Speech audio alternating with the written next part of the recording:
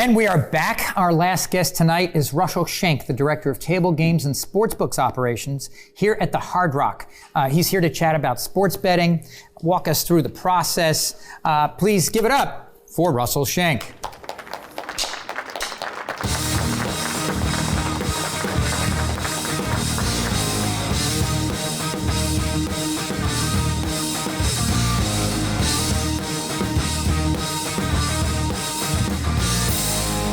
So, Russell, it's great to have you on. It's funny because we're right here where you pretty much work and almost live. So what is your formal title here at the Hard Rock? I'm the Executive Director of Table Games and Sportsbook Operations right here. So you're the head of both table games and the sportsbooks. Yes, sir. I ensure that the procedures and policies for the company in those departments are upheld, and also make sure we got the right offerings on the floor, make sure that the guests are having a great time, make sure that my folks are treating everybody good right here at the Hard Rock.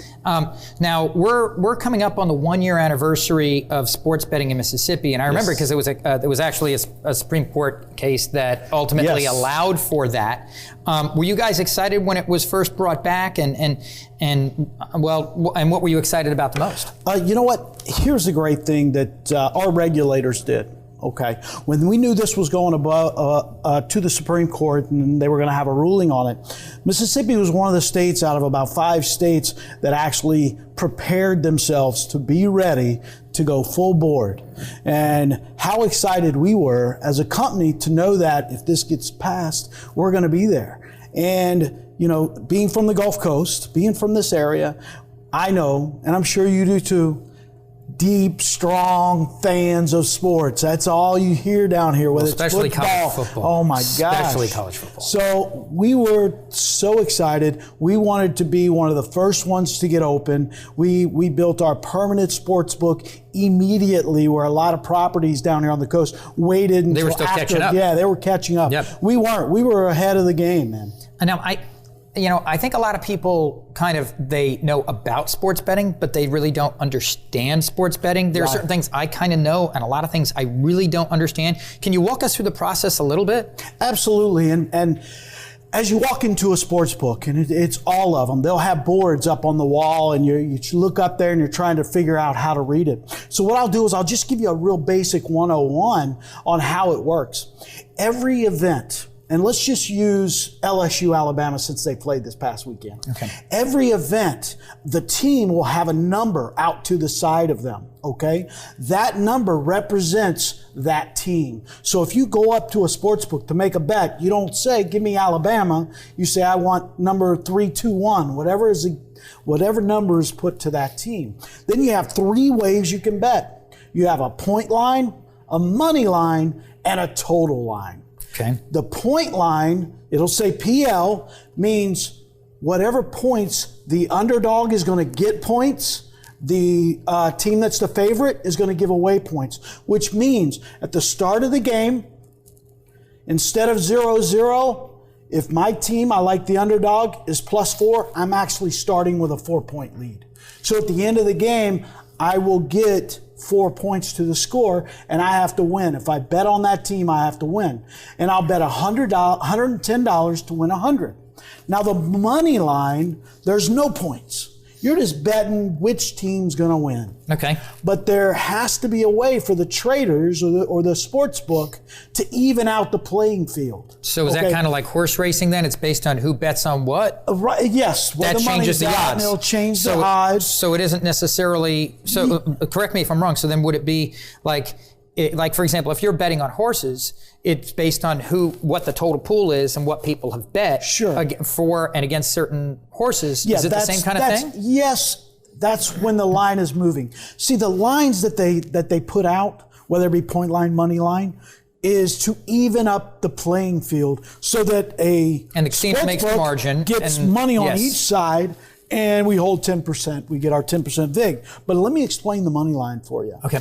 If a team is a favorite and you look up on that board and you look at money line, you'll see a minus, let's say minus 200. If you see a minus in front of the number and you want to bet that team, that number, you have to bet that much to win $100. So if it says minus 240, I have to give the sportsbook $240.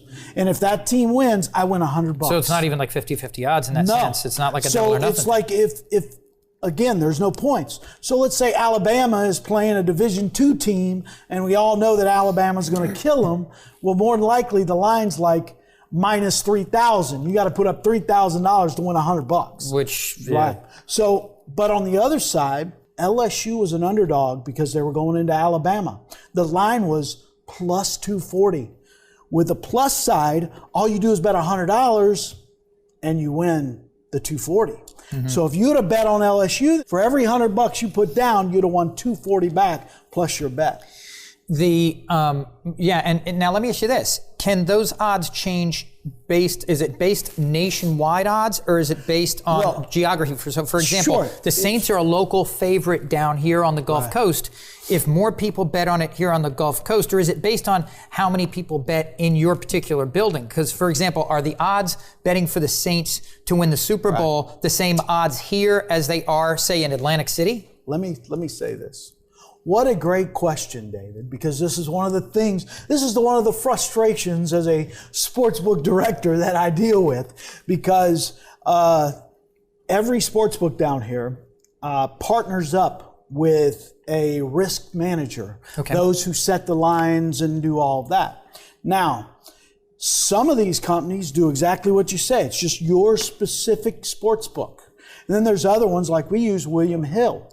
Okay. Mm-hmm. William Hill has 11 casinos in the state of Mississippi that it does risk management for, and our odds and everything is all tied together.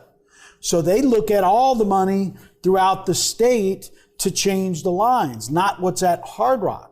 So I've had this situation happen to me last year during college football, where there was a lot of money up in the Tunica area going on like Kentucky. Then I had a bunch of money on LSU. All my odds are on LSU, and all my money, and the line's going in the wrong direction. It's adding more money on LSU when I need the line to go the other way.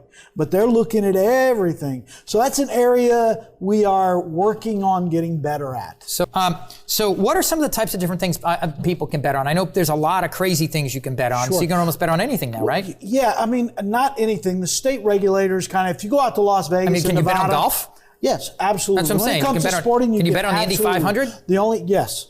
All your major sports and golf. We even take wagers on yachting, which is something I had to get some knowledge on, because I didn't realize there was a yachting line, but there is. So there's all kind of ways that you can make wagers. It's the only way you can lose money faster than actually buying a yacht. That's it, is betting on the yachts. Are there things about Mississippi and sports betting Mississippi, things that are coming up that you're excited about? I want to give you the opportunity to talk about that. You know, as the future goes with sportsbook, it's all about convenience for our guests.